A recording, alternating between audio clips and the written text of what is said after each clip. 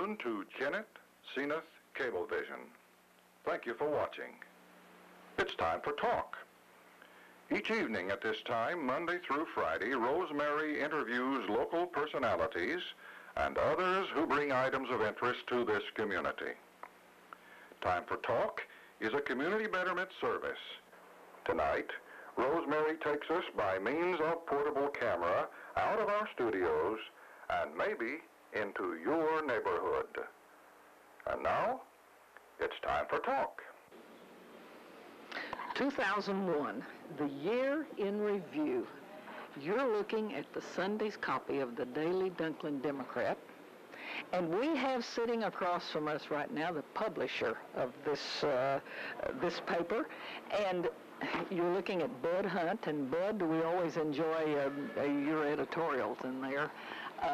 Usually he pokes fun at somebody.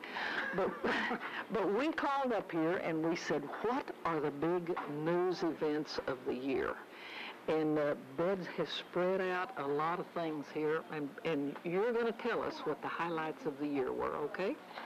Well, again, this is my opinion, but these are big news stories for Kennett and around the world. Okay, now I already think I know the number one thing. 911? Sure. 9/11, September. 9/11, right. It was an emergency, though. Okay. Sure. But when you had to go back through these and pick out what you would consider the highlights of the year, I see you have some things here highlighted in yellow. This was quite an eventful year for the paper. It really was, and like anything, there's good news and bad. That's part of what makes us up. But it was an interesting year. Okay. Do you have it according to a month or anything, what you consider the highlight of the month? We have some. We highlighted some from Sunday's paper. We have some additions laid out that we pulled these topics from. And I guess if you want to start, this is January 3rd, which was our first edition of 2001. And you can see we start off with Firestone's recall of tires on Ford SUVs. This one says GM, but it started with Ford. That impacted us locally. Obviously, we have a local Firestone dealer who worked with everyone. And we're talking about Joe McDaniel. Yes. Joe called and says, here's what's going on, and here's what we need to do, and as opposed to just kind of ignoring it. I mean, Joe was up front. So this is the problem. This is how we're fixing it, and kind of laid out a plan and we told readers in subsequent stories. Okay, so you talked with Joe and you carried his part of the story. Right. Okay, good. This one is later in the month of January. This is when the new Chamber Board of Directors comes in, takes place. The new officers take over. Paul T. Combs served the year as president of the Chamber. Bob Hancock was the vice president, who moves up this year, and then Freddie Graham was secretary treasurer. Okay, and everybody moves up in that list. Right. All right. And this is the swearing in that of the president that took place from the much debated, long debated election results of 2000, history-making event. It was a history-making event. It sure was. And what's been interesting is since 9/11, the polls, as you know, show the number of people that think we have the right man. Yes, he's doing a great job. Right. I think he's coming into his own. I really do, and I'm glad he's there. This is big news. This was the hearing on 412, the forelaning of 412, and as you know, if you look east of town, all the construction work that's going on. Now I think they're concentrating on the bypass around Hayti, which will link up with 412 between Kennett and Hayti. Now, I have not been following this lately. Is this about, when is the projected date for us getting on this, being finished? The last contracts, and they do it in phases, the last contracts I believe are to be let in 2003. Bud, the history of these 412 improvements seems like it has taken forever. You followed it closely.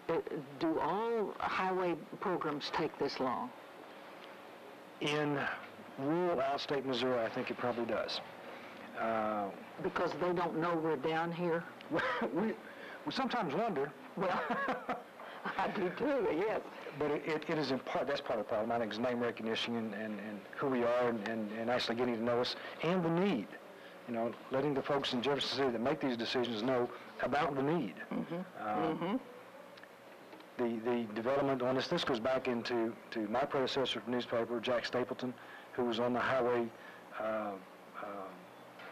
committee for the chamber and began working on this in the 60s.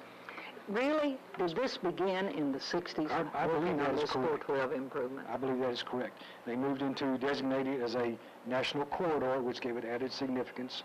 The US 412, it's not a Missouri highway, it's a US highway. That gave it additional significance.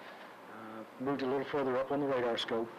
And then it really got the attention that we wanted it to get when Mark Pryor became a highway commissioner. We've been out of touch for a couple of months or so, so we have somebody else from Caruthersville.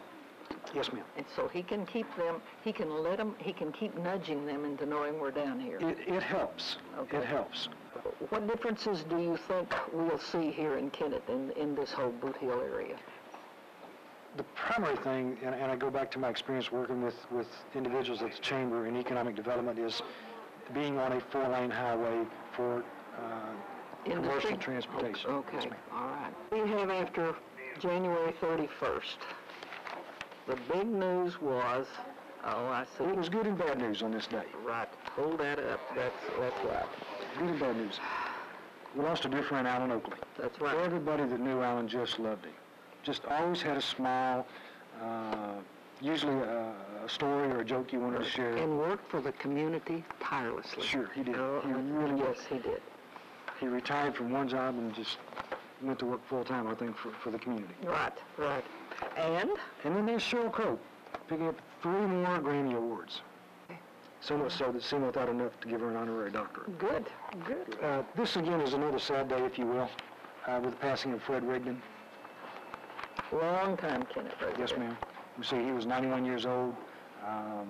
In his later years, Mr. Rigdon was not active, but his legacy will live on. Yes. Well, we have the new mayor elected in Cardinal, which looks like it was our big story on that day. Bill Clark, longtime mayor, had decided he was going to step down. That's our hometown. I thought Bill Clark... Oh, I did not know that. Oh, yeah. Did not know that. Yes, we claim fame being from Cardinal. Sure, Right, sure. Okay. All right. The photo you see, unfortunately, is a state trooper who was heading to the scene of an accident, hit the bridge with a little ice on the bridge, lost control of his car. That's still ongoing, and it's still viable. It's still a lot of work being done. There is work being done.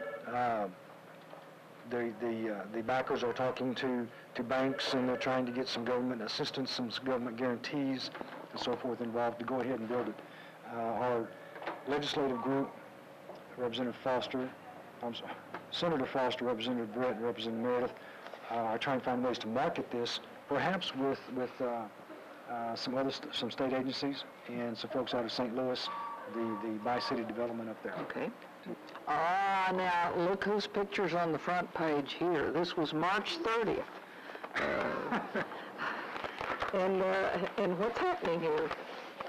In 1991, when the Democrat began its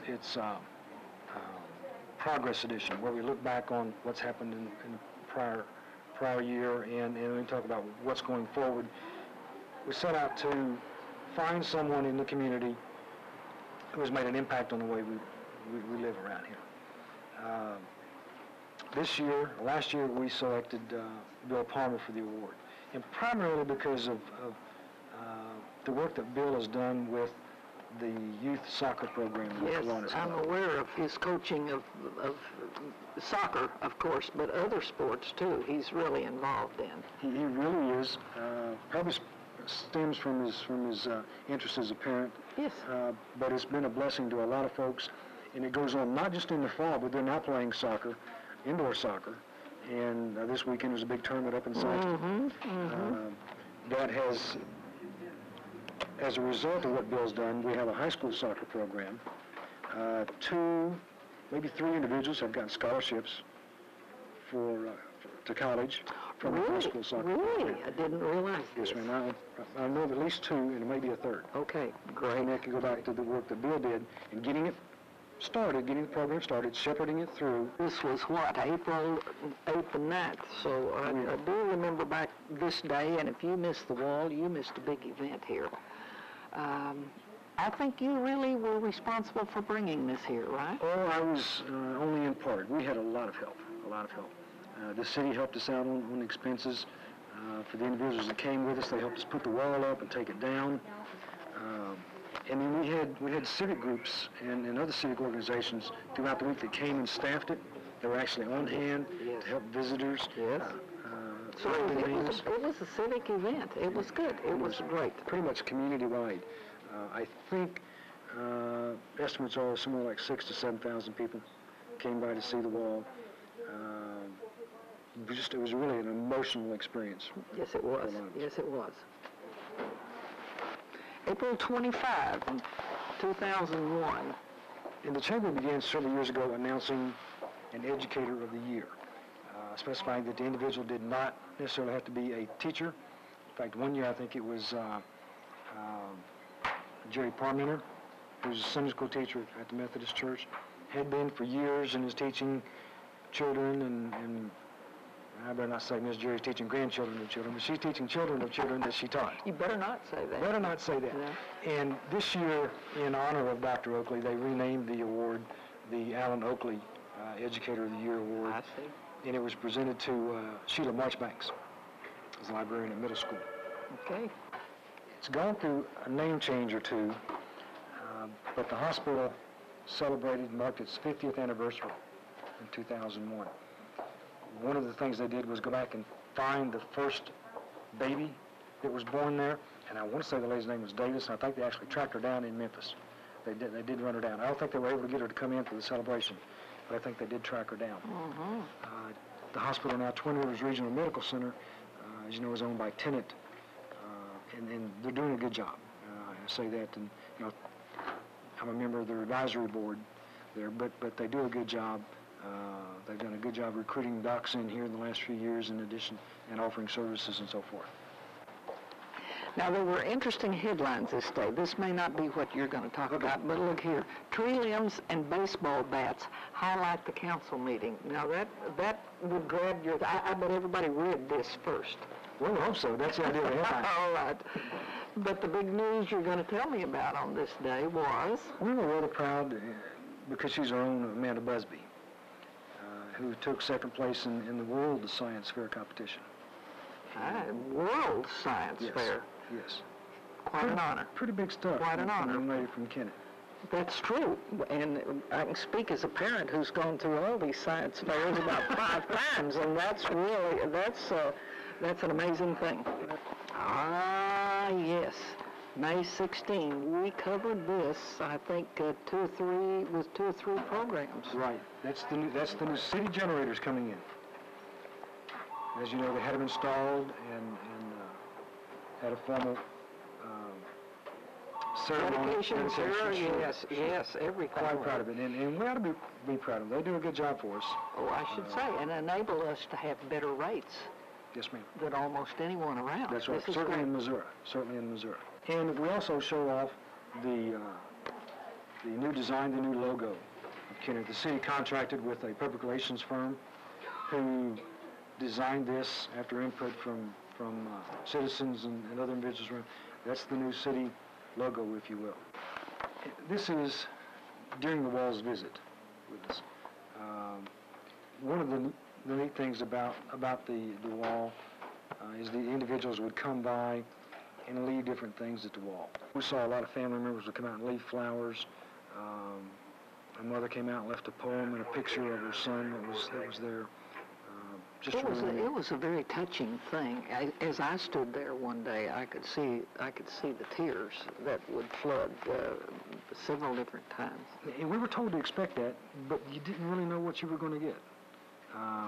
There was a fellow that came every day, sat out in front of the wall in a chair for about an hour or so, and on Friday they told him that this was the last day the wall was going to be here, and that day he actually went up to the wall for the first time. The other days, he only sat in a chair. He sat What's his away from the story? wall. Do you know what it was? No, ma'am. I don't know as anyone ever talked to him.